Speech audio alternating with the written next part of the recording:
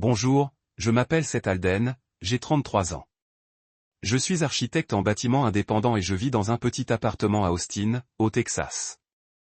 Un endroit où le soleil flamboie comme un feu en été et où les rues bordées d'arbres vibrent au rythme de la musique des bars. Mon appartement n'a rien de spécial.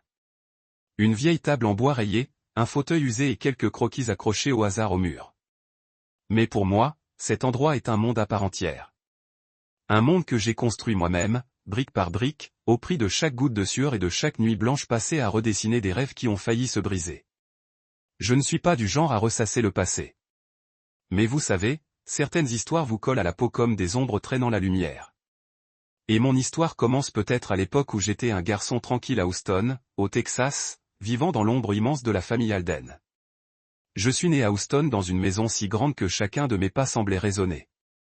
Mon père, Gregory Alden, était président d'Alden Construction, un important conglomérat de construction, un empire bâti par mon grand-père, Franklin Alden. Mon grand-père était un homme sévère mais juste, qui transformait des skisses grossières en gratte-ciel et en ponts enjambant des rivières. Mais je n'ai jamais été proche de lui. Jeune, il a quitté Houston pour vivre en Europe, laissant l'entreprise à mon père. Je ne me souviens de lui qu'à travers de vieilles photos, avec son regard perçant et ses rares sourires. Ma mère, la première épouse de mon père, est une faible figure dans ma mémoire. Elle est décédée quand j'avais 4 ans, laissant un vide que je n'ai jamais su combler. Je ne me souviens que de souvenirs fragmentés, la douce odeur de son parfum, une étreinte chaleureuse et ses douces berceuses les soirs pluvieux. Après sa mort, mon père a changé. Il est devenu distant, froid, comme si sa disparition avait emporté une partie de lui. 2 ans plus tard, il a épousé Camille, ma belle-mère. Et puis j'ai aîné, mon demi-frère, l'enfant que toute la famille chérissait comme un prince. Je ne lui en veux pas. Ce n'était qu'un enfant, et les enfants ne sont pas fautifs. Mais ayant grandi dans son ombre, je me suis toujours senti à part. J'avais les cheveux blonds, un sourire radieux et le don de charmer n'importe qui d'un simple clin d'œil. Et moi, j'étais le garçon maigre et silencieux, toujours plongé dans des livres d'architecture ou griffonnant des maisons imaginaires. Mon père me regardait avec déception, comme si j'étais un brouillon inachevé, indigne du nom d'Alden. « Tu ressembles trop à ta mère », m'a-t-il dit un jour, d'un ton à la fois triste et amer. Faible, sans feu. Camille ne m'a jamais traité comme si j'étais le sien. Elle n'était pas cruelle, mais son regard froid et distant me montrait clairement que je n'avais pas ma place dans son monde. Chaque fois que j'ai cassé un os ou provoqué une agitation, elle riait, lui ébouriffait les cheveux et disait « Oh, mon garçon ». Mais si je renversais ne serait-ce qu'un verre d'eau, elle me fusillait du regard, les yeux acérés comme des couteaux, comme si j'avais commis un péché impardonnable. J'ai grandi dans un monde de comparaison. J'ai eu des vêtements neufs et à fréquenter des écoles privées prestigieuses. J'ai porté des vêtements de seconde main, je suis allé à l'école publique et j'ai compris les choses tout seul. Mais je n'étais pas jaloux. Je voulais juste prouver que j'avais de la valeur, que je n'étais pas le faible que mon père pensait que j'étais. J'adorais dessiner, j'aimais comment les lignes sur le papier pouvaient devenir des structures vivantes. Chaque fois que je terminais un croquis, je me sentais plus proche de ma mère qui, comme mon père l'a dit un jour, aimait aussi l'architecture et l'art. À 15 ans, j'ai commencé à travailler à temps partiel dans une menuiserie locale. J'ai appris à mesurer, à couper et à assembler. Les ouvriers, avec leurs mains calleuses et leurs sourires sincères, m'ont appris plus que n'importe quel manuel. Ils m'appelaient le jeune Alden et se moquaient de moi en disant que je construirais une ville entière quand je serais grand. J'ai ri, mais au fond de moi, je savais que c'était mon rêve. Je voulais créer des structures qui porteraient ma propre marque, et non l'ombre d'Alden Construction. Mais ce rêve n'était pas facile. Mon père ne m'a jamais encouragé à me lancer dans le design. L'architecture est un jeu d'enfant. Il disait, pour réussir, il faut apprendre à diriger, à contrôler. Il voulait que je sois comme lui. Un homme dur et déterminé, prêt à écraser quiconque sur son chemin, mais je n'étais pas lui. Je ne voulais écraser personne. Je voulais juste construire. À l'université, j'ai choisi d'étudier l'architecture malgré les objections de mon père. Il voulait que j'étudie la gestion d'entreprise, mais j'étais déterminé à suivre ma passion. Ces années d'université ont été un rare avant-goût de liberté. Je vivais loin de chez moi, loin du regard critique de mon père et de la froideur de Camille. Je travaillais à temps partiel sur des chantiers, j'apprenais à lire des dessins techniques et je me forgeais peu à peu une petite réputation auprès de mes pairs. Mais à chaque retour à la maison, je ressentais la distance entre ma famille et moi. J'ai, alors âgé de seulement 13 ans, été déjà emmené aux événements de l'entreprise par mon père, présenté comme le futur héritier. Et moi? J'étais juste le fils aîné discret, jamais invité à monter sur scène. À 21 ans, ma belle-mère a organisé une somptueuse fête d'anniversaire pour les 15 ans de Jay. Le monde semblait tourner autour de lui. Debout dans un coin, un verre d'eau à la main, je regardais tout le monde applaudir lorsque j'ai soufflé ses bougies. Mon père a applaudi, a ri aux éclats et a dit « C'est mon garçon ». J'avais l'impression que mon existence n'était plus qu'une ombre. Camille ne m'a même pas invité à figurer sur la photo de famille. J'ai quitté la fête plus tôt que prévu, je suis retourné à ma résidence universitaire et je suis resté assis dans le noir, me demandant si je trouverais un jour ma place dans cette famille. Ces souvenirs, bien que vieux de plus de 10 ans, sont toujours aussi tranchants. Je ne déteste ni mon père, ni Camille, ni Jay, mais je ne peux oublier le sentiment d'être abandonné, d'être un étranger dans ma propre maison. Et peut-être que ces années ont fait de moi un Seth Alden calme et résilient, portant une blessure qui ne guérit jamais complètement. Après avoir obtenu mon diplôme universitaire, je me trouvais à la croisée des chemins. Mon père voulait que je rejoigne Alden Construction sous sa direction. Je savais que ce n'était pas la voie que je voulais, mais je n'avais pas le choix. L'entreprise familiale était une machine gigantesque et, que cela me plaise ou non, j'en faisais partie. Je suis entré chez Alden Construction dans l'espoir de prouver ma valeur, mais je ne m'attendais pas à ce que ce soit le début d'une bataille silencieuse. Une bataille où je devrais affronter non seulement mon père, mais aussi moi-même. J'ai commencé à travailler chez Alden Construction un matin d'automne, à 23 ans. Le siège social de l'entreprise se dressait en plein cœur de Houston, un bâtiment de verre étincelant qui s'élevait comme un défi au ciel. Je me souviens encore de la sensation d'étouffement ressentie en franchissant les portes tournantes, de l'odeur du café mêlée au bourdonnement des imprimantes et au rire des cadres. Je n'ai pas été affecté aux étages supérieurs et à leurs luxueux bureaux. On m'a plutôt envoyé à l'atelier où des ouvriers en gilet de sécurité orange travaillaient sans relâche. Mon travail consistait à inspecter les chantiers, à contrôler la qualité des matériaux et à gérer les petits risques dont personne d'autre ne se souciait. Mon salaire mensuel suffisait à payer le loyer d'un petit appartement et à acheter quelques ouvrages techniques, mais il n'était jamais généreux.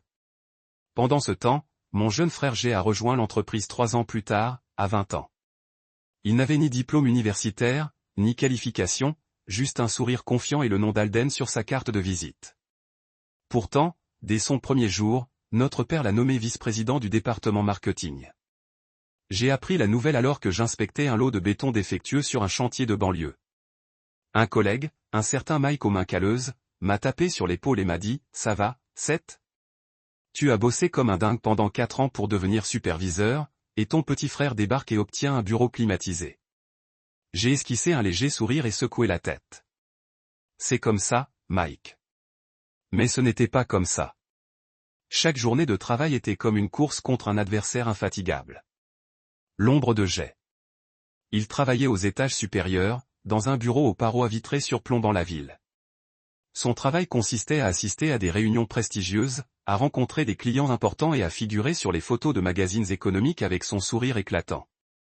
Il était célébré lors des fêtes d'entreprise, présenté par notre père aux associés comme l'avenir d'Alden Construction.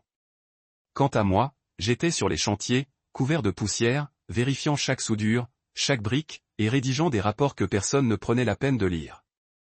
Je n'enviais pas Jay, honnêtement. Mais je ne pouvais ignorer l'injustice.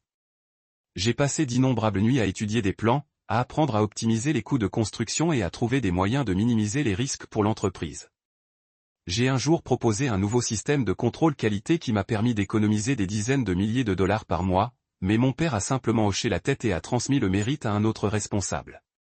Pendant ce temps, j'ai proposé une idée publicitaire ratée, et toute la salle de réunion applaudissait. C'est mon garçon, disait mon père, la voix pleine de fierté, tandis que j'étais assis au bout de la table, prenant des notes en silence. J'essayais de ne pas me laisser abattre. Je me disais que mon travail comptait, que les structures que je supervisais tiendraient des décennies, que je faisais ce qu'il fallait. Mais les murmures dans mon dos ne cessaient jamais.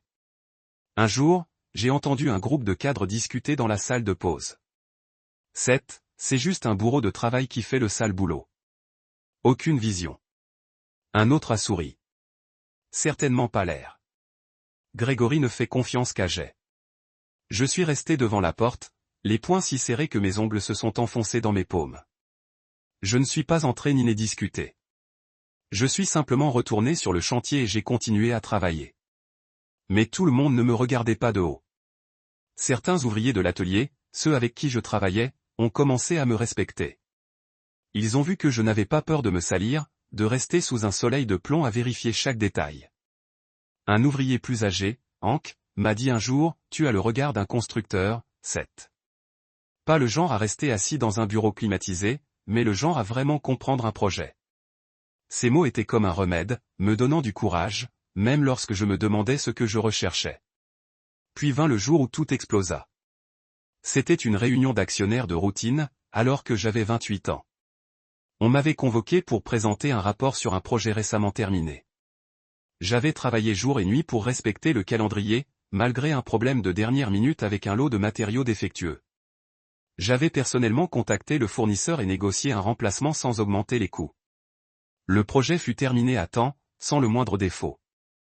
Je suis entré dans la salle de réunion avec une fierté rare, pensant que cette fois mon père me verrait peut-être différemment. J'avais tort. Alors que je présentais, un cadre a levé la main pour m'interrompre. Seth, as-tu vérifié ce lot de béton? Un rapport indique qu'il n'était pas conforme aux normes. Je suis resté figé. J'avais vérifié ce lot 3 fois, et il était parfaitement conforme. J'ai essayé d'expliquer, mais avant que j'aie pu terminer, mon père s'est levé, la voix tonitruante. Seth, quel genre de travail est-ce? On ne pouvait même pas déceler une petite erreur qui mettait toute l'entreprise en danger. Il regarda la pièce, le regard glacial. Voilà pourquoi je ne te donne jamais de grandes responsabilités. Tu n'en es pas capable. Un silence de mort s'abattit sur la pièce.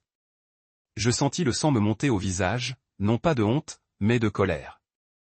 J'aurais voulu crier, dire que ce n'était pas de ma faute si j'avais tout fait pour sauver le projet. Mais je restais planté là, les mains serrées contre mes documents, sentant le poids des marches méprisantes du monde. Jay, assis dans un coin, esquissa un sourire narquois. Juste un léger sourire narquois, mais qui me fit l'effet d'un couteau en plein cœur. Après la réunion, je restais assis dans ma voiture, à contempler les rues animées de Houston. Je ne pleurais pas. Je ne suis pas du genre à pleurer facilement. Mais quelque chose en moi se brisa. Je réalisais que, malgré tous mes efforts, mon père ne me reconnaîtrait jamais. Je serais toujours le fils faible, indigne du nom d'Alden. Ce soir-là, j'écrivis ma lettre de démission. Je ne l'envoyai pas tout de suite. Je l'ai laissée sur mon bureau, les yeux fixés sur les mots pendant 3 jours. Je me suis demandé si j'aurais le courage de quitter Alden Construction, de m'éloigner du nom qui avait défini toute ma vie. Puis j'ai pensé à ma mère, aux histoires que mon père racontait à son sujet. Une femme qui aimait le design, la beauté, et qui n'avait jamais eu peur de défendre ses convictions. J'ai plié la lettre, l'ai glissée dans une enveloppe et, le lendemain matin, je l'ai déposée sur le bureau de mon père. Il a regardé la lettre, puis moi, le regard plein de mépris. Tu crois pouvoir survivre là-bas, Seth? Sans le nom d'Alden pour te soutenir, tu n'es rien. Il a ri, d'un rire froid et provocateur. Vas-y, essaie, mais ne reviens pas en rampant après avoir échoué. Je n'ai rien dit. Je me suis juste retourné et je suis parti avec un sac à dos contenant quelques vêtements et les croquis que j'avais faits à la fac. Je ne savais pas où j'allais ni ce que je ferais. Mais je savais une chose, je ne pouvais pas continuer à vivre dans l'ombre d'Alden Construction. Je voulais construire quelque chose de mon cru, aussi petit et difficile soit-il. Je voulais prouver que je n'avais pas besoin du nom Alden pour survivre. Quitter Alden Construction, c'était comme me débarrasser d'un lourd fardeau, mais aussi comme plonger dans une tempête à laquelle je n'étais pas préparé. Houston brillait encore avec ses gratte-ciels imposants, mais je n'appartiens plus à ce monde. J'ai loué une petite chambre en périphérie, près d'un vieux chantier où l'odeur de poussière et le bruit des forages résonnaient jour et nuit. Avec mes maigres économies, j'ai créé une petite entreprise de conception de bâtiments appelée Alden Design. Non pas pour me vanter du nom Alden, mais pour me rappeler que je portais encore le sang des constructeurs. Les débuts n'ont pas été aussi difficiles que je le craignais. J'ai décroché quelques petits contrats, principalement pour rénover des maisons particulières ou réaménager de petites boutiques. Je faisais tout, croquis, rencontres avec les clients et supervision des travaux. Le travail était éreintant, mais chaque fois que je voyais une maison achevée selon mes plans, j'éprouvais une joie indescriptible.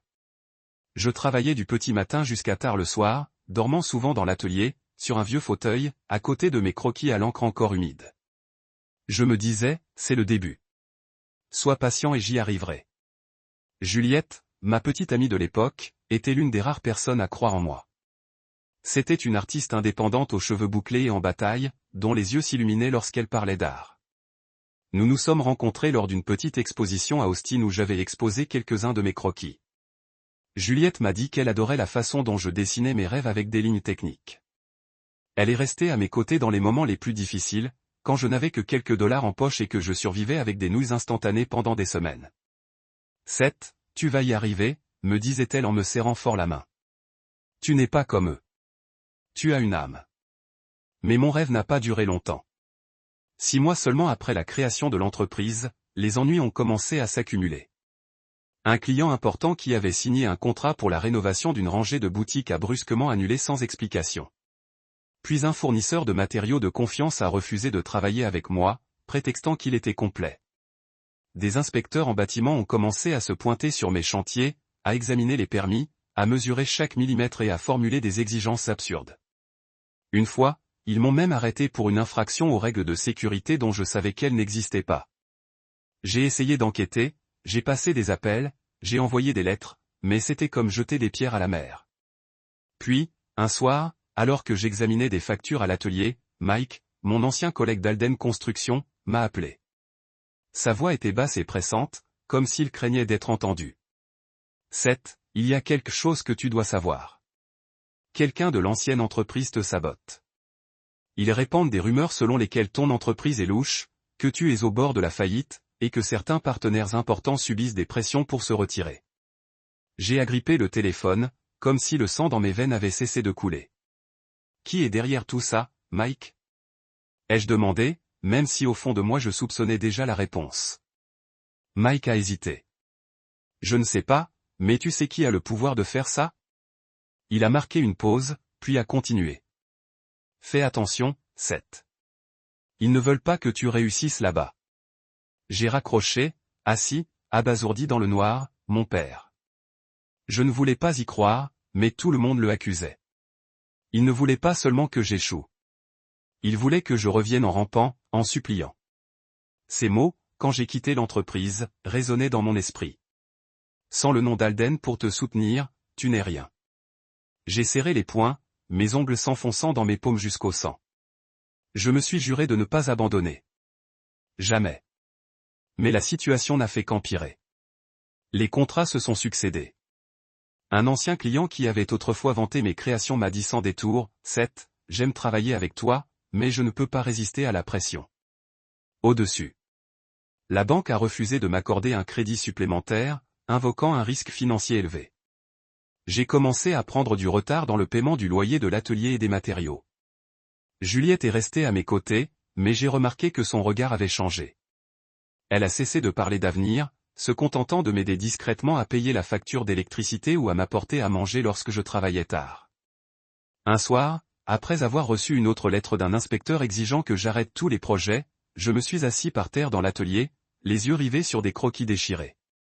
Juliette est entrée et a posé une main sur mon épaule. « Seth, je ne peux pas continuer comme ça, » a-t-elle dit d'une voix tremblante. « Je t'aime, mais cette vie, elle nous tue tous les deux. » Je ne l'ai pas regardée. Je ne voulais pas lire la déception dans ses yeux. Je trouverai bien un moyen, ai-je dit, mais ma voix était faible, comme si je n'en croyais pas mes propres mots. Juliette est partie quelques semaines plus tard. Elle ne m'a pas dit au revoir officiellement, elle a juste laissé un mot sur la table. Seth, j'espère que tu trouveras ta voie. Je suis désolé. J'ai gardé le mot, le lisant et le relisant encore et encore jusqu'à ce que les mots se brouillèrent. Ce jour-là, pour la première fois de ma vie, je pleurais. Le sentiment de perte me transperça la poitrine comme un couteau. J'avais perdu ma compagnie, Juliette perdue. Et maintenant, j'étais sur le point de me perdre moi-même. Je ne pouvais plus me permettre de garder l'atelier. J'ai fait mes bagages, les ai fourrés dans mon vieux sac à dos et j'ai frappé à la porte de Théo Mercé, mon ami de fac. Théo était ingénieur informatique et vivait dans une petite maison à Austin avec un garage encombré. Il m'a regardé, les cheveux en bataille, les vêtements froissés, et n'a dit qu'une chose. Entre, mon pote. Le garage est à toi. J'ai esquissé un faible sourire, me sentant comme si j'avais touché le fond, à la fois de douleur et de désespoir. Les jours passés dans le garage de Théo furent les plus sombres de ma vie. Je dormais sur un vieux matelas à côté de cartons remplis d'outils. Chaque matin, je me réveillais avec l'odeur de l'huile moteur et le bruit de la circulation. Je n'avais ni compagnie, ni client, juste quelques croquis et un vieil ordinateur portable. J'ai envisagé d'arrêter le métier et de me trouver je n'avais pas envie de travailler au bureau, ni même de retourner voir mon père. Mais chaque fois que cette pensée me traversait l'esprit, je me souvenais de son sourire méprisant. Non, me disais-je, je ne le laisserai pas gagner. Puis un jour, en naviguant désespérément sur Internet, je suis tombé sur un forum d'architecture. J'ai publié l'un de mes projets sous un compte anonyme, une maison simple et compacte, aux lignes que j'avais peaufinées pendant des mois. Je n'attendais pas grand-chose, je voulais juste partager un peu de moi avec le monde. Mais le lendemain matin, j'ai ouvert mon ordinateur portable et découvert des dizaines de commentaires. Ce projet est génial. Qui êtes-vous? Je veux vous embaucher. Je restais assis là, les yeux rivés sur l'écran, le cœur battant. Pour la première fois depuis des mois, j'ai ressenti une lueur d'espoir. J'ai commencé à publier d'autres projets, toujours anonymement. Petit à petit, j'ai constitué un petit nombre d'abonnés enthousiastes. Certains m'ont envoyé des messages pour me demander si je prenais des projets en freelance. J'ai commencé à accepter de petits contrats en ligne, principalement des consultations de design à distance. J'ai travaillé dans le garage de Théo sur une table pliante branlante, mais je me sentais revivre. Chaque projet terminé était une petite victoire, un pas vers l'évasion de l'ombre d'Alden Construction. Mais au fond de moi, je savais que le combat n'était pas terminé. Mon père était toujours là, à surveiller mes moindres faits et gestes, et je n'étais pas assez naïf pour croire qu'il s'arrêterait. Il voulait mon échec, et je savais qu'il n'hésiterait pas à utiliser tous les moyens nécessaires pour y parvenir. Les journées dans le garage de Théo s'écoulaient comme une boucle sans fin. Je me réveillais à l'aube, me préparais un café amer et m'asseyais à la table pliante branlante pour dessiner. Mon vieil ordinateur portable ronronnait comme un tracteur, mais il parvenait toujours à faire tourner le logiciel de conception. Les petits projets en ligne commençaient à rapporter suffisamment pour payer le loyer du garage et acheter du matériel. Je ne rêvais plus de gratte-ciel ni de contrat à plusieurs millions de dollars. Je voulais juste survivre pour empêcher la petite flamme qui brûlait dans mon cœur de s'éteindre. Chaque soir, après avoir terminé un croquis, je le postais sur le formulaire sous le nom de Shadow Builder. Ce nom, choisi sur un coup de tête, reflétait parfaitement qui j'étais, une silhouette discrète vivant dans l'ombre, mais construisant avec obstination. Les commentaires positifs de la communauté en ligne étaient ma seule source de motivation. Certains disaient vouloir imprimer mes créations pour les accrocher dans leur bureau. D'autres m'envoyaient des messages pour me demander si j'accepterais de réaliser des projets pour des maisons rurales. Ces mots, aussi anodins fussent-ils, étaient le remède qui me soutenait pendant les longues nuits où la solitude et le doute s'installaient. Mais je ressentais toujours une pression invisible venue de quelque part. Chaque fois que j'entreprenais un nouveau projet, je ne pouvais me défaire de la peur qu'il soit annulé, qu'une nouvelle lettre d'inspecteur arrive. J'ai commencé à consulter mes emails plusieurs fois par jour, comme si j'attendais une bombe à retardement. Je savais que mon père n'avait pas abandonné. C'était le genre d'homme qui ne lâchait jamais personne qui défiait son autorité, même son propre fils. Puis, un après-midi, alors que je terminais une création pour un client à Dallas, j'ai entendu frapper à la porte. J'étais dans l'atelier, moite, les mains encore poussiéreuses après avoir réparé une vieille imprimante. Le coup était léger mais régulier, contrairement au coup précipité de Théo ou au coup violent des livreurs. Je me suis levé, j'ai essuyé mes mains sur un vieux t-shirt, et j'ouvris la porte. Devant moi se tenait un vieil homme aux cheveux blancs comme neige, vêtu d'une simple chemise en lin et de chaussures de cuir usées. Ses yeux d'un bleu profond se fixèrent sur les miens comme s'ils me transperçaient l'âme. Je me figeai, incapable d'en croire mes yeux. C'était mon grand-père, Franklin Alden, l'homme que je ne connaissais que par de vieilles photos et les lointaines anecdotes de mon père. Il avait quitté Houston quand j'étais jeune, vivant quelque part en Europe, et je ne pensais jamais le revoir. Seth, dit-il d'une voix basse et légère, mais autoritaire. Tu as tellement grandi. Je restai figé sur place, ne sachant que répondre. Grand-père, balbutiai-je, l'impression de rêver. Que fais-tu ici? Il sourit, un sourire faible mais chaleureux, contrairement au regard froid de ses vieilles photos. Je suis content que tu me reconnaisses encore, dit-il. Il y a des choses que j'ai laissées traîner trop longtemps. Il est temps de les remettre en ordre. Je l'invitai dans l'atelier, gêné par le désordre. Je lui tirai une vieille chaise en bois pour qu'il s'assoie pendant que je m'asseyais sur une boîte à outils. Il regarda autour de lui, son regard s'attardant sur les croquis scotchés au mur, les brouillons manuscrits et l'ordinateur portable cabossé. « Tu travailles ici ?» demanda-t-il d'un ton non critique, juste curieux. J'acquiesçai et lui racontai tout depuis le jour où j'avais quitté Alden Construction, créé ma propre entreprise et affronté les difficultés qui suivirent. Je ne me cachais pas, même pas comment mon père m'avait saboté, les contrats annulés, ou le fait de vivre dans le garage d'un ami. Je ne sais pas pourquoi j'ai tout raconté. Peut-être parce qu'il était le premier membre de la famille à me regarder sans mépris. Peut-être parce que j'avais refoulé tout ça trop longtemps. Il écouta sans m'interrompre, hochant légèrement la tête. Quand j'eus terminé, il resta assis un moment en silence, le regard perdu au loin comme s'il se souvenait de quelque chose de lointain. Puis il fouilla dans la poche de sa veste, en sortit une épaisse enveloppe et la posa sur la table devant moi. « Ouvre-la, dit-il. » Mes mains tremblaient en ouvrant l'enveloppe. À l'intérieur se trouvait une pile de documents tamponnés en rouge et clairement signés. J'ai parcouru le texte, le cœur battant. C'étaient les papiers d'un fonds fiduciaire créé il y a plus de 10 ans, avec des détails à couper le souffle. Mon grand-père détenait encore 22% des parts d'Alden Construction par l'intermédiaire d'une entité anonyme basée dans le Wyoming, et la personne qu'il avait choisie pour hériter de ce fonds, c'était moi. J'ai levé les yeux vers lui, la bouche sèche. « C'est vrai ?» ai-je demandé d'une voix tremblante. « Pourquoi moi ? Je croyais que tu avais donné l'entreprise à papa. » Il a soupiré, s'adossant au dossier de sa chaise, ses mains fines jointes. « Je n'ai jamais tout donné à Grégory, a-t-il dit. Je lui ai donné le contrôle, mais pas le pouvoir absolu. J'ai observé Seth, observé mes 2 petits-fils. J'ai peut-être un garçon brillant, mais il manque de patience, d'intégrité. Mais toi, m'a-t-il regardé droit dans les yeux. Tu as ce que j'ai vu en moi il y a longtemps. La résilience, l'honnêteté et le courage de se relever après une chute. Je ne savais pas quoi dire. Pendant toutes ces années, j'ai cru que mon grand-père m'avait oublié, qu'il n'était qu'un lointain personnage dans l'histoire familiale. Mais il s'est avéré qu'il observait silencieusement, tel un joueur d'échecs, attendant le moment propice pour agir. Mais pourquoi maintenant, ai-je demandé. Pourquoi n'as-tu rien dit plus tôt ? Il a souri tristement. Parce que je voulais être sûr. Je voulais te voir renaître de tes cendres. Si tu avais abandonné, si tu étais retourné supplier Grégory, j'aurais choisi la mauvaise personne. Mais tu ne l'as pas fait. Tu as persévéré, même quand tout était contre toi. Je tenais les documents, avec l'impression qu'ils pesaient une tonne. Je ne sais pas si j'y arriverai, ai-je dit d'une voix faible mais sincère. Alden Construction est une bête.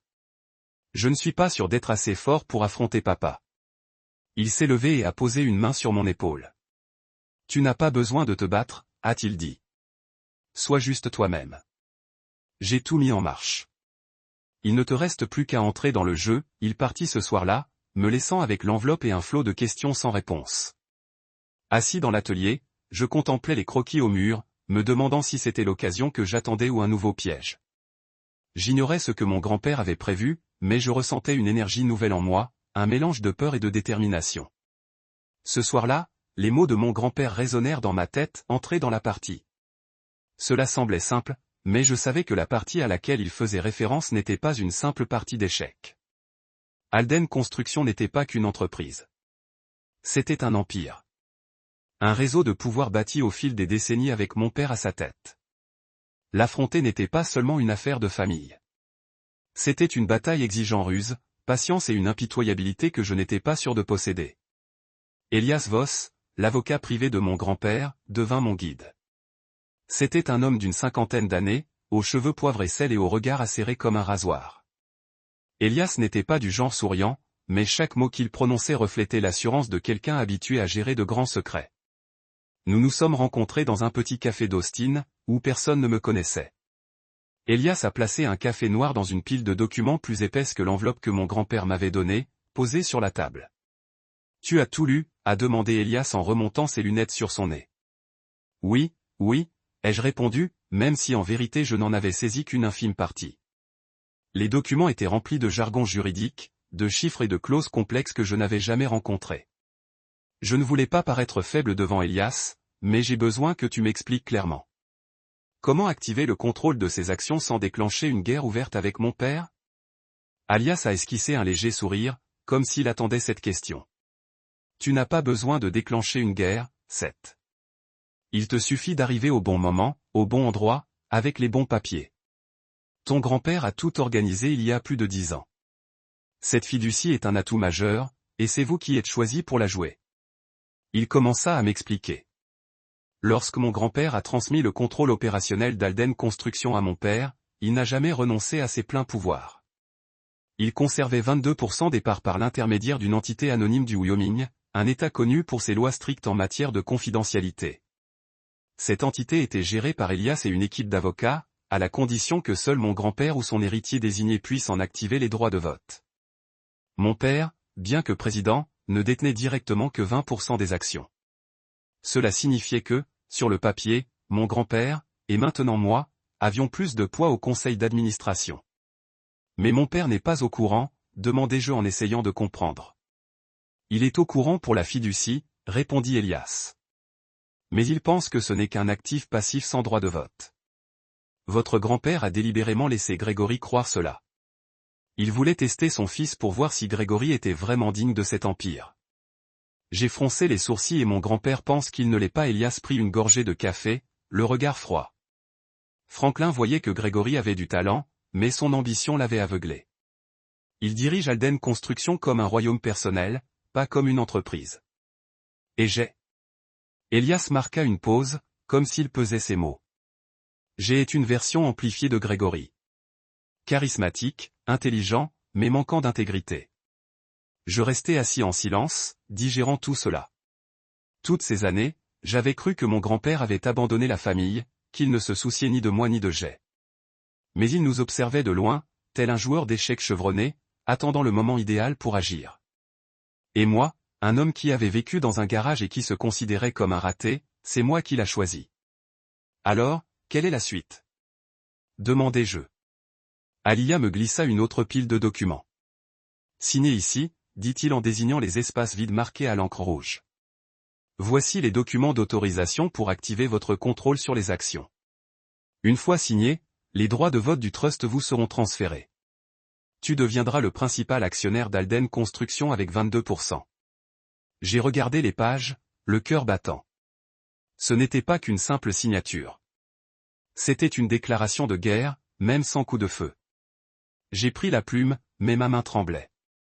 Si je signe, tout change, n'est-ce pas? Ai-je demandé, la voix plus basse que je ne le souhaitais. Elias a hoché la tête. Tout va changer. Mais es-tu prêt, Seth? Il ne s'agit pas seulement de reprendre le pouvoir. Il s'agit de prouver que tu en es digne. J'ai pris une grande inspiration et j'ai signé chaque page. Chaque trait était comme un couteau coupant le dernier fil, me rattachant à la vie tranquille que j'avais essayé de construire. Quand j'ai terminé, je me suis senti à la fois soulagé et accablé. Elias a rassemblé les documents et a hoché la tête en signe d'approbation. Bien. Maintenant, on se prépare pour l'Assemblée générale. L'Assemblée générale, ai-je répété, comme si j'avais été aspergé d'eau froide. Oui, a dit Elias. Une réunion extraordinaire aura lieu dans 2 semaines au siège d'Alden Construction à Houston. Vous apparaîtrez comme l'actionnaire majoritaire et nous annoncerons votre contrôle. Grégory et Jay ne sauront rien avant de vous lancer dans cette salle de réunion. J'ai avalé fort, essayant d'imaginer la scène, mon père assis sur le siège du président avec son expression fumée habituelle. Jay, maintenant PDG, avec son sourire arrogant, et moi, celui qu'ils avaient radié comme un échec, marchant avec 22% des actions, une bombe à retardement. J'ai ressenti de la peur, mais aussi une petite flamme qui s'enflamme dans ma poitrine. Pour la première fois depuis des années, je sentais que j'avais une chance. Au cours des 2 semaines suivantes, Elias m'a entraîné étape par étape. Il m'a appris à lire les rapports financiers, à répondre aux questions de la salle de conférence et à rester calme sous pression. Vous n'avez pas besoin de dire grand-chose, a conseillé Elias. Laissez les documents parler. La vérité fera le reste. J'ai également commencé à tendre la main à d'autres actionnaires, ces pensées d'Elias pourraient être des alliés. L'un était Marcus Langlais, un investisseur neutre détenant 10% des actions. Marcus était un homme calme avec des cheveux de sel et de poivre et des yeux pointus. Il n'était pas dans la poche de mon père, mais il ne se rangeait pas facilement avec moi non plus. Lors d'une réunion discrète dans un petit restaurant de Houston, j'ai partagé mon histoire. Pas comme un mendiant, mais en tant que personne qui voulait changer la construction d'Alden. Alors, qu'est-ce que tu veux, Seth? Demanda Marcus, tapotant ses doigts sur la table. Revengez-vous sur votre père, ou simplement pour prouver quelque chose? Je l'ai regardé dans les yeux. Je veux que l'entreprise fonctionne correctement, transparente, efficace et respectueuse pour ceux qui travaillent pour cela. Mon père a transformé Alden Construction en un outil pour son ambition personnelle. Je veux le régler sur la bonne voie. Marcus était silencieux un instant, puis hocha la tête. Vous avez du courage, Seth. Je vais le considérer. Mais je vous avertisse, Gregory n'est pas quelqu'un qui descend facilement. Je le savais. J'avais passé ma vie dans l'ombre de mon père, et je savais qu'il ne rendrait pas le pouvoir sans combat. Mais cette fois, je n'étais pas le garçon calme ou le superviseur humilié. J'avais mon grand-père, Elias et 22% des actions derrière moi. J'étais prêt. La nuit avant la réunion des actionnaires, je ne pouvais pas dormir. Je m'allongeais sur le vieux matelas dans le garage de Théo, fixant le plafond fissuré. J'ai pensé à ma mère, au croquis que j'avais dessiné pour elle et au jour où je pensais que j'avais tout perdu. J'ai pensé à Juliette, la façon dont elle est partie, et les paroles de mon père, tu n'es rien. J'ai serré mes poings, me disant que demain serait le jour où j'ai tout changé. Le jour de la réunion est arrivé, un matin d'automne gris à Houston, le ciel lourd comme s'il préfigurait une tempête.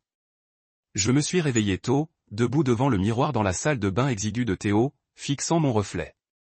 Mes yeux étaient injectés de sang par manque de sommeil, mais il y avait un feu qui coule. Un feu que je n'avais pas remarqué jusqu'à présent.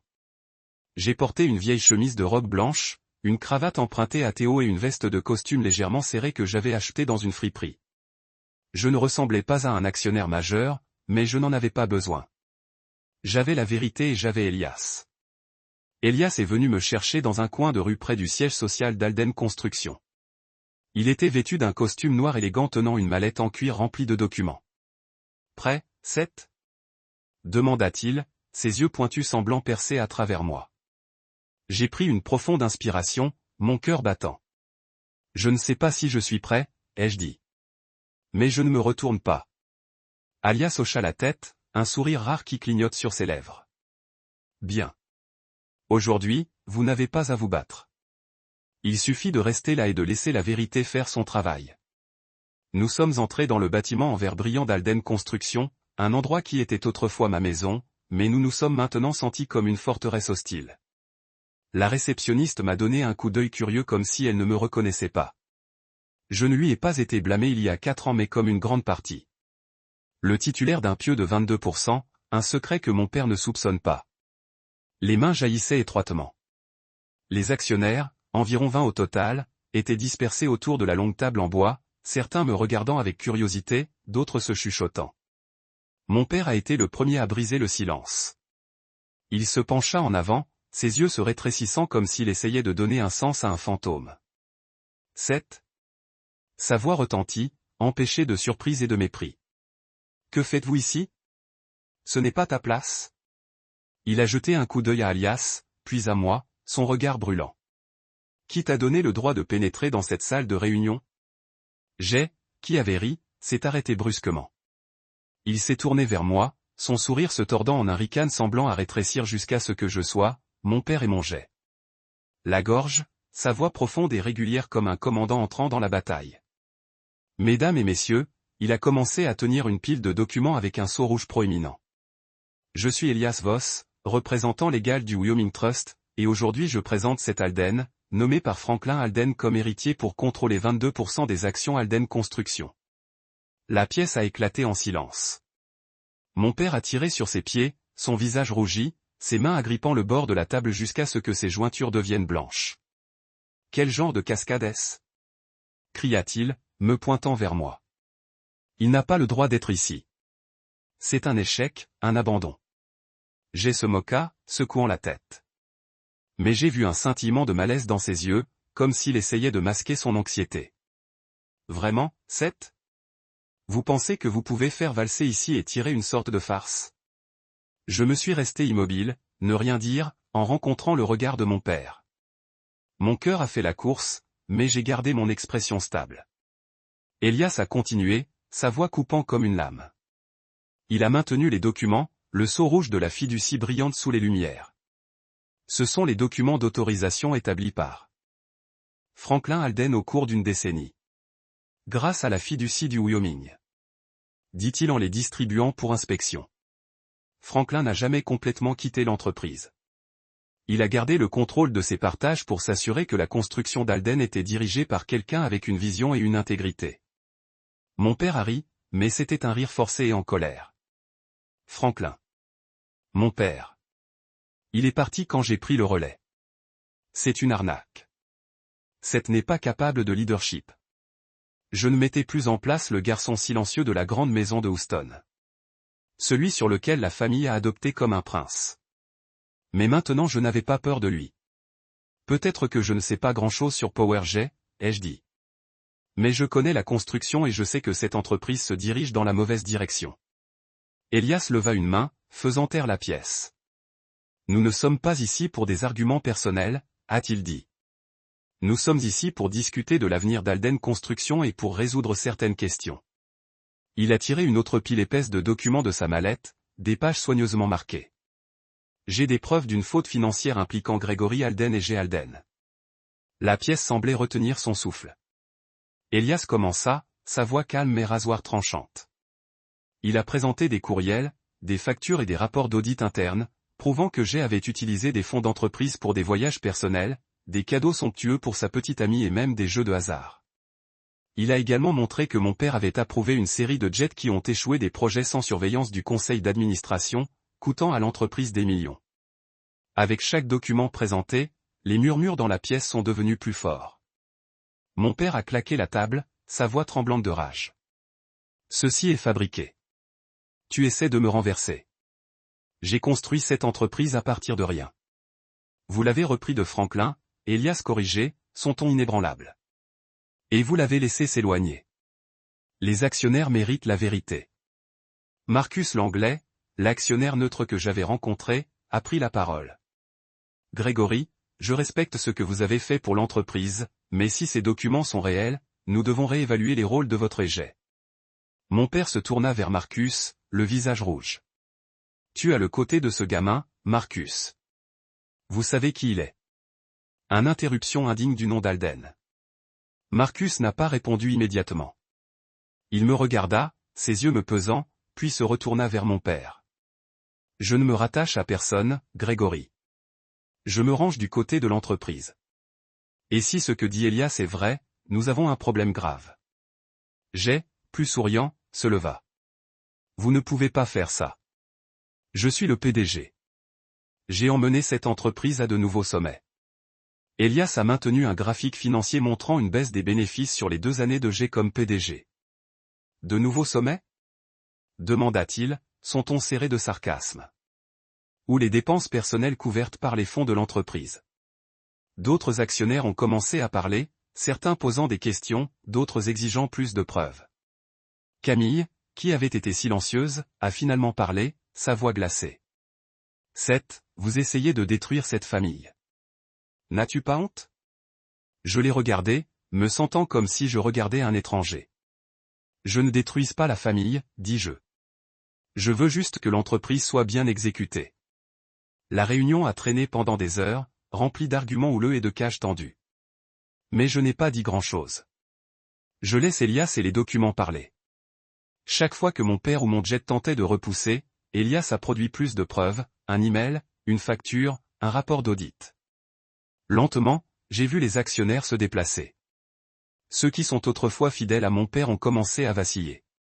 Une femme plus âgée, Eleanor, qui détenait 8% des actions, m'a regardé avec curiosité. Quel est votre plan pour l'entreprise, Seth? Elle a demandé. Si tu prends contrôle, que ferez-vous? J'ai pris une profonde inspiration, sentant toute la pièce en attendant ma réponse. Je veux que Alden Construction soit ce que mon grand-père a construit, dis-je. Une entreprise transparente où tout le monde est respecté, des travailleurs aux actionnaires. Je veux que nous construisions des projets durables, non seulement pour le profit, mais pour la communauté. La pièce se tait. Marcus hocha légèrement la tête comme si elle notait mes mots. Eleanor fit un léger sourire, ses yeux me disant que j'avais marqué un point. Mon père, toujours au visage rouge, s'est assis, ne disant rien de plus. Jay me regarda, les yeux pleins de ressentiment. Mais lui aussi est resté silencieux. À la fin de la réunion, Elias a annoncé que le conseil d'administration tiendrait un vote dans une semaine pour décider des rôles de mon père et des Jets. Nous avons besoin de temps pour revoir toutes les preuves, a-t-il déclaré. Mais aujourd'hui, cet Alden est devenu officiellement le plus grand actionnaire d'Alden Construction. Alors que je quittais la salle de réunion, mes pieds se sont sentis légers, comme s'ils pouvaient flotter, mais ma poitrine était lourde. Je ne savais pas si j'avais encore gagné. Mais je savais une chose. J'étais entré dans le jeu et je ne recula pas. La semaine précédant le vote a été chargée de tension. Enfin, la journée est arrivée. Je me tenais devant le miroir, ajustant ma cravate, me sentant comme si je préparais une bataille finale. La salle de conférence ce jour-là n'était pas aussi chargée que la réunion précédente, mais l'air était toujours lourd. Mon père était assis au bout de la table, ne respectant plus sa confiance habituelle. Il avait l'air plus âgé, ses yeux injectés de sang comme s'il n'avait pas dormi depuis des jours. J'ai s'assis à côté de lui, son visage pâle, les mains serrées comme s'il essayait de supprimer sa colère. Les actionnaires, avec des expressions sévères, se sont assis autour de la table, versant des documents avec une focalisation absolue. Le vote s'est produit rapidement, et lorsque les résultats ont été annoncés, j'ai senti mon cœur s'arrêter. Mon père a été retiré de son poste de président. Jay a été suspendu en attendant un audit interne complet. Et moi, cet Alden, celui qui a autrefois appelé Nothing, a été nommé PDG par intérim. La pièce était si silencieuse que je pouvais entendre le tic-tac de l'horloge murale. Mon père se tenait, ses yeux verrouillaient le mien, pas avec colère, mais avec une douleur que je n'avais jamais vue auparavant. « Que as-tu fait, Seth » dit-il, sa voix. « Vous avez détruit cette famille. » Je voulais répondre pour dire que je n'avais rien détruit, que j'essayais seulement de sauver l'entreprise de ses erreurs. Mais je n'ai rien dit. Je l'ai juste regardé et mon silence semblait parler plus fort que tous les mots. Jay, avant de quitter la pièce, s'est arrêté devant moi. « Vous pensez que vous avez gagné, n'est-ce pas » chuchota Teil, sa voix dégoulinant de ressentiment. « Vous échouerez, Seth. Tu n'as pas ce qu'il faut pour gérer cette entreprise. » J'ai rencontré son regard. « Peut-être, dis-je, mais j'essaierai. Et si j'échoue, au moins j'échouerai selon mes propres conditions. » Alors que la salle se vidait, laissant juste moi et Elias, il a applaudi un coup de main sur mon épaule. « Tu as bien fait, je n'ai pas fait de balayage. » Concentré sur la transformation de la société. Il a écrit. Je sais que je me trompais, mais je peux prouver que je digne. J'ai lu l'email à 3 reprises, à la recherche d'un soupçon de sincérité dans les mots. Enfin, j'ai répondu avec une seule ligne, commencer comme un employé régulier. Je ne savais pas si j'ai accepterais, mais je voulais lui donner une chance. Pas par amour fraternel, mais parce que je pensais que les gens pouvaient changer. Mon père était réapprovisié par la société. Je ne voulais pas le pousser malgré ce qu'il a fait une fois. Seth, dit-il. Vous êtes vraiment le petit-fils de Franklin. Ces paroles m'ont laissé sans voix. Je ne savais pas si j'en avais digne, mais je savais que j'essayais. Chaque jour, je travaillais pour faire d'Alden Construction une meilleure entreprise, non seulement pour mon grand-père, mais pour moi-même et pour des gens comme ma mère, qui rêvaient autrefois de structure, me tirant de la lumière. Le siège social est devenu ma deuxième maison, rempli de rapports empilés sur mon bureau et des réunions qui se sont étendues tard dans la nuit. C'était Elias Voss. Soupçon de chaleur. Franklin veut vous voir. Il est à Houston. Je me figeai, serrant toujours mon crayon. Mon grand-père. Depuis notre réunion dans l'atelier, il était retourné en Europe, ne me contactant que par de brefs courriels avec des conseils concis sur la gestion de l'entreprise. Je ne m'attendais pas à ce qu'il revienne, surtout pas maintenant quand je me dérangeais encore pour empêcher tout de s'effondrer. Où est-il ? Ai-je demandé, essayant de sembler calme. Il vient d'acheter une maison dans la banlieue de Houston, a déclaré Elias. Il veut que vous veniez. Je vous enverrai l'adresse. Ce soir-là, je me suis rendu dans un quartier calme où des maisons de briques rouges nichaient sous les vieux chênes. La maison de mon grand-père n'était pas grande, mais bien entretenue, avec un petit jardin et de grandes fenêtres qui accueillaient la lumière. Quand j'ai frappé, il a ouvert la porte, toujours dans sa chemise en lin simple, sa voix blanche, mais ses yeux sont aigus. Je viens de faire du thé. Je doutais toujours de moi. Interrompant, hochant la tête légèrement, ses yeux semblant voir à travers moi. Quand j'ai fini, il se leva et se dirigea vers la fenêtre, regardant le jardin. Une pluie légère a commencé à tomber, les gouttelettes scintillant sur les feuilles. C'est, dit-il, sa voix se fondant avec le son de la pluie. Vous n'avez pas le feu que votre père a, mais vous avez quelque chose en qui j'ai plus confiance. La patience, l'intégrité et le courage de se lever après chaque chute. Je ne vous ai pas sauvé lorsque vous viviez dans ce garage, n'a pas aidé lorsque votre petite entreprise s'est effondrée. Pourtant, vous êtes resté résilient et persistant. Alors, ne doutez pas de vous-même. Avancez avec force. Tant que vous avez un cœur brûlant, chaque obstacle peut être surmonté. Ces paroles étaient comme une flamme féroce, ravivant mon esprit et aiguisant mon objectif après des mois de pression incessante dans mon nouveau rôle. Puis il m'a parlé des premiers jours de la construction d'Alden lorsque lui et une petite équipe de travailleurs ont commencé avec des projets simples et comment il rêvait de construire des structures non seulement durables mais aussi à apporter de l'espoir. Puis il a laissé tomber une bombe. J'ai acheté cette maison pour vous, a-t-il dit doucement. Ne compensez quoi que ce soit, mais vous auriez donc un endroit où vous reposer pour vous retrouver. Vous avez vécu assez, Seth. J'ai regardé autour de la pièce, me sentant comme je rêvais. Une maison, un endroit qui était à moi, pas un garage de Théo ou un appartement loué. Je ne sais pas quoi dire, dis-je, ma voix attrapant. Merci. Il secoua la tête. Ne me remerciez pas. Merci de ne pas avoir abandonné. Cette nuit-là, je suis resté chez lui. Nous avons partagé un dîner simple, une soupe aux légumes et du pain grillé. Mais pour moi, c'était le repas le plus chaud que j'avais pris depuis des années. Nous avons parlé de petites choses, des croquis que j'avais faits, des projets qu'il avait construits et des souvenirs de ma mère que je ne connaissais que par des histoires. Pour la première fois, j'avais l'impression d'appartenir vraiment à une famille. 2 ans se sont écoulés depuis cette réunion d'actionnaires fatidique. Alden Construction a changé, non pas par des révolutions fortes, mais par des étapes stables et délibérées. Je ne suis plus PDG. J'ai remis le rôle à Dileya Hart, une femme aiguë et expérimentée en qui j'ai confiance. Dileya a apporté une nouvelle perspective avec des idées sur le développement durable et la responsabilité sociale. Valu mon grand-père et moi voulions toujours que l'entreprise incarne. Je reste un actionnaire majeur, mais je suis reculé, participant uniquement à des décisions stratégiques pour prendre du temps pour ce que j'aime vraiment. J'ai emménagé dans la maison que mon grand-père a achetée, mais je ne suis pas resté longtemps. C'était trop grand, trop vide et ne convenait pas à mon style de vie. Après quelques mois, je suis retourné à Austin, où les rues Golden Sun and Tree Line se sentaient toujours comme chez moi. La première chose que j'ai faite à son retour a été de visiter Théo, l'ami qui m'a tenu à travers mes jours les plus sombres sans plainte ni attente. J'ai apporté un cadeau de gratitude, une Lamborghini Huracan, un merci silencieux mais significatif. Quand il l'a vu, il a sauté comme un enfant, me serrant si étroitement que j'ai senti mon ruisseau rib. Il était ravi et j'étais heureux de rembourser mon bienfaiteur silencieux. De retour à Austin, j'ai commencé à enseigner la conception du bâtiment dans un collège communautaire. Debout avant les étudiants ayant des yeux brillants et des grands rêves, les regardant, je me suis vu il y a 10 ans plein de passion, mais criblé de doutes. J'ai essayé de transmettre non seulement des connaissances, mais la conviction qu'ils pouvaient surmonter n'importe quel obstacle comme je l'avais fait.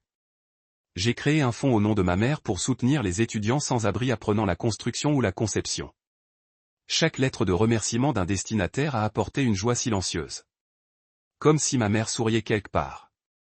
Sous la direction de Dileya, Alden Construction a continué de croître, non seulement à des fins lucratives, mais pour la communauté. Construire des maisons abordables pour les familles à faible revenu, les écoles pour les enfants ruraux et les projets verts pour protéger l'environnement. Chaque projet achevé était un rappel que j'étais sur la bonne voie. Mon père travaille toujours dans la petite succursale de banlieue. Parfois, je reçois des rapports à son sujet. Il travaille dur, tranquillement sans la contrebande avant.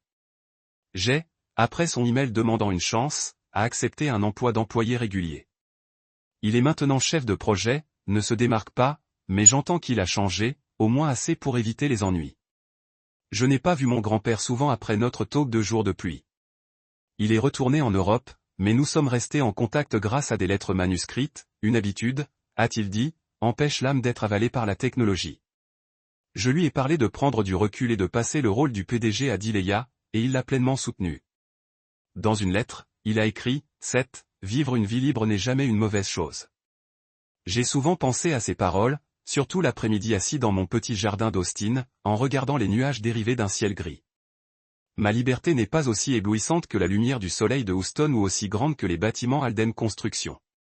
C'est un gris doux fait de jours paisibles, des croquis terminés et des rêves ne se sont plus éclipsés par la famille. J'ai réalisé quelque chose. Certaines choses prennent des années à récupérer, mais la chose la plus précieuse est peut-être en flèche librement sur vos propres ailes. Tu ne penses pas? Faites-moi savoir. Merci d'avoir écouté mon histoire et je vous souhaite la liberté dans votre propre monde.